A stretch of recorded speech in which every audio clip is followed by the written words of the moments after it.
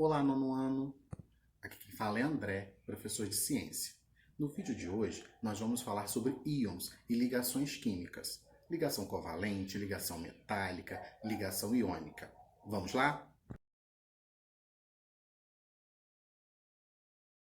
Nós vimos que nos átomos que são eletricamente neutros, os elétrons são encontrados na eletrosfera em mesmo número do que os prótons são encontrados no núcleo.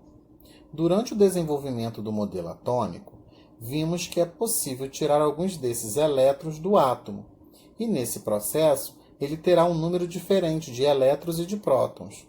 Dessa forma, ele apresentará uma carga elétrica que chamamos de íons. Um átomo originalmente neutro possui o mesmo número de prótons e de elétrons. Se houver uma remoção de um elétron, o átomo terá um próton a mais no seu núcleo do que elétron em sua eletrosfera, que será convertida em íons de carga elétrica positiva, que chamamos de cátion. Se um átomo ganhar um elétron, ele apresentará uma carga negativa, e o íon formado se chamará ânion.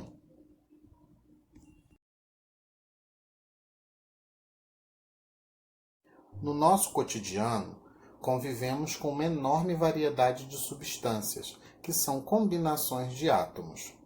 Se uma substância for formada por uma combinação de um mesmo átomo, ela é chamada de substância simples, como é o caso do gás oxigênio, que é essencial para a nossa vida. Outras substâncias são formadas por átomos de diferentes elementos, que são chamados de substâncias compostas, como é o caso da água, que também é essencial para a vida. As forças que unem os átomos são chamadas de ligações químicas, que possibilitam a formação de moléculas, sólido iônico ou agrupamento de átomos. Existem três tipos gerais de ligações químicas: a ligação química iônica, a ligação covalente e a ligação metálica.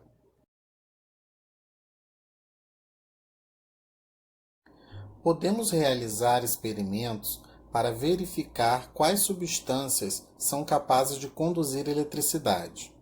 Assim, podemos observar que a água pura não é capaz de conduzir eletricidade. Entretanto, ao adicionarmos sal de cozinha na água, ela passa a conduzir eletricidade.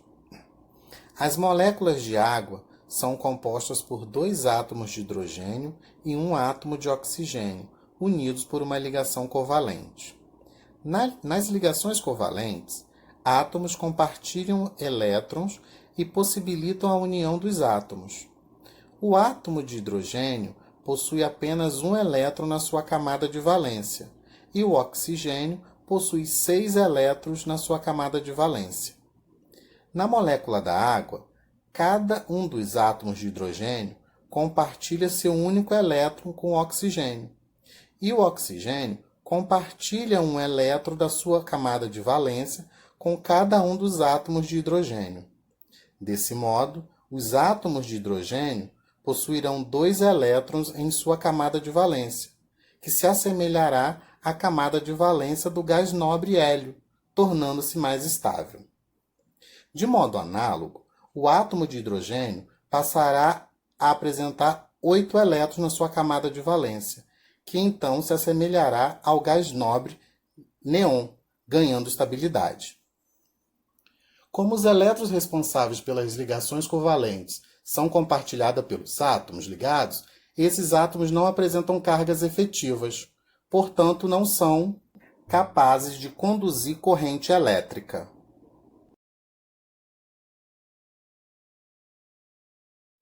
O sal de cozinha, para os químicos, é chamado de cloreto de sódio, e ao ser adicionado na água, pode conduzir eletricidade. Isso ocorre porque as ligações químicas do cloreto de sódio são ligações iônicas. Essas ligações, diferentemente das ligações covalentes, implicam na transferência de elétrons de um átomo para o outro.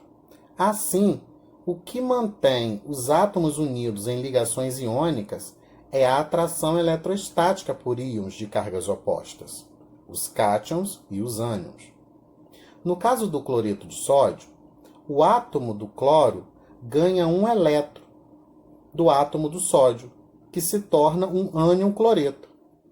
Logo, um elétron se soma aos 7 elétrons presentes na camada de valência do cloro, que passa a apresentar uma configuração eletrônica semelhante ao gás nobre argônio. E o sódio, ao perder um elétron, se torna um cátion sódio, com configuração eletrônica de um gás nobre neon. Ao adicionar o cloreto de sódio na água, ocorre a dissociação dessa substância iônica, ou seja, os cátions e os ânions são separados e liberam os íons. Portanto, a solução conduzirá eletricidade devido à presença das partículas que possuem cargas elétricas.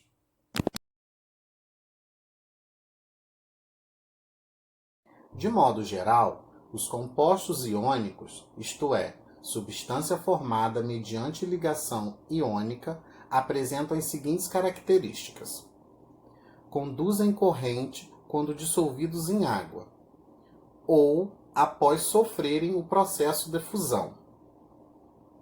Possuem brilho.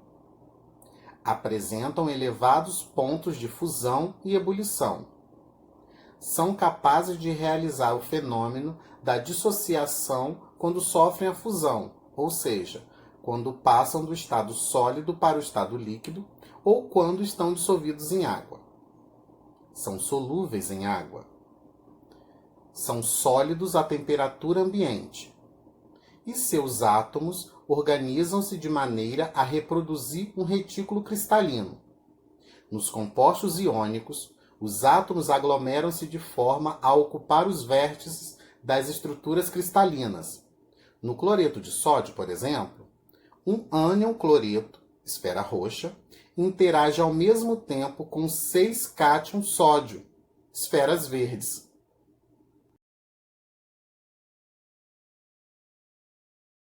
Uma das características dos metais é a capacidade de conduzir eletricidade.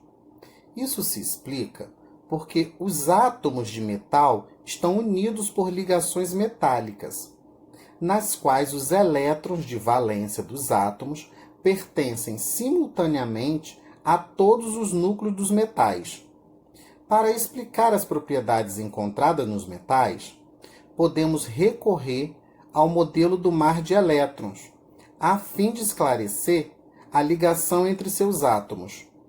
Nesse modelo, consideramos que os átomos do metal perdem seus elétrons de valência e eles podem se movimentar livremente por meio dos íons de cargas positivas dos metais, formando um mar de elétrons ou nuvens eletrônicas. Então, nono ano, caso tenham alguma dúvida, me procurem lá na plataforma digital. Estarei de plantão toda segunda, terça e quarta, de 8 a meio-dia, exceto feriado. Tchau!